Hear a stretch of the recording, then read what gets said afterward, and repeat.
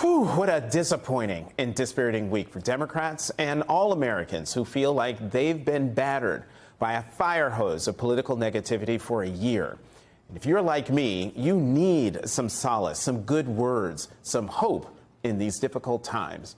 So joining me now, Bishop Gene Robinson, the 9th Episcopal Bishop of New Hampshire, and the Reverend Dr. Jacqui Lewis. She is a senior minister at the Middle Collegiate Church and author of Fierce Love, A Bold Path to Ferocious Courage and Rule-Breaking Kindness That Can Heal the World. Thank you both very much for coming to the Sunday show. So, Bishop Gene, let me start with you. Tell us about how do people come to grips with our new political reality and the possibility that we're more divided than ever?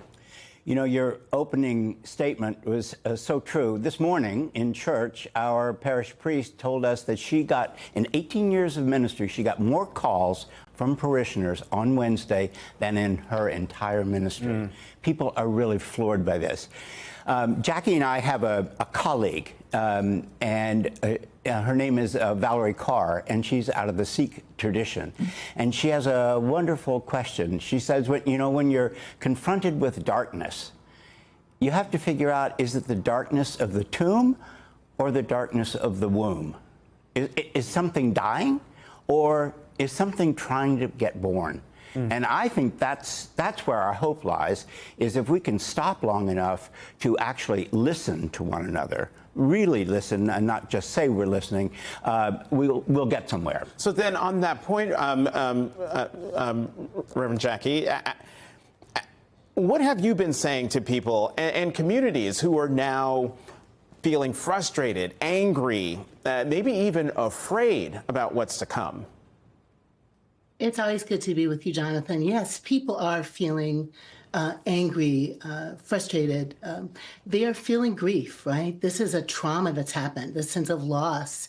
And with the grief comes anger at what happened, how did we get here, blaming, looking back over the shoulder of who should have dropped out of the race when, for example, and also guilt. Did I do all I could? Did I do everything I can? And what I'm saying to people is this feeling of grief is a thing we need to go through, not around. And to go through it is to begin to heal from it. That the grief means we've loved hard and we've lost hard. And we have had a loss, right, Jonathan? It can feel like something died. It can feel like there's been a death. And in fact, though we haven't, it hasn't died. Hope hasn't died. The dream hasn't died. It's just been deferred. Mm-hmm. You know, Bishop Gene, the thing that I'm grappling with is that someone was elected who ran a campaign that was openly hostile, openly racist, xenophobic, misogynistic, transphobic, everything. And yet now the election's over. Folks accept the results, but now how do we move forward when we know there are people have people in their families who voted for him? They work with people who voted for him. They live next to people who voted for him. How should we deal with those neighbors, co-workers, family members? Well, first of all, we have to remain passionate about protecting these most vulnerable people. You're absolutely right. If this new president does half of what he says, there will be so many of them in danger.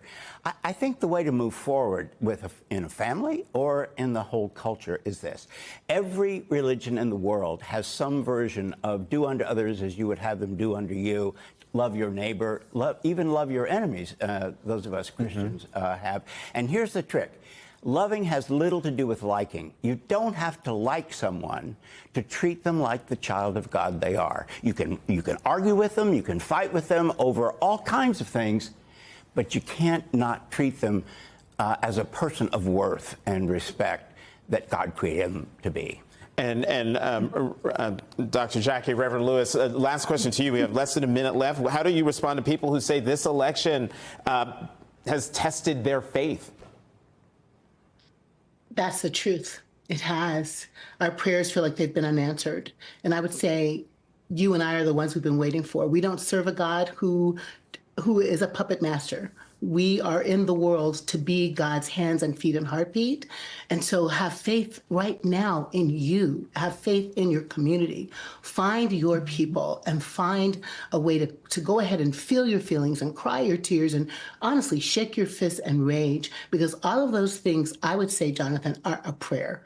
Those real true feelings are a prayer. And if we be with them and own them and hold them inside the place where our heart is cracked most open, Jonathan, that's where we'll go to, and we'll find the next place to move. And we will move. John Lewis, Diane Nash, right? Pettus Memorial Bridge, all those voters, they kept finding hope, but they felt their feelings first. Reverend Dr. Jacqui Lewis, Bishop Gene Robinson, to tell you the truth, in all honesty,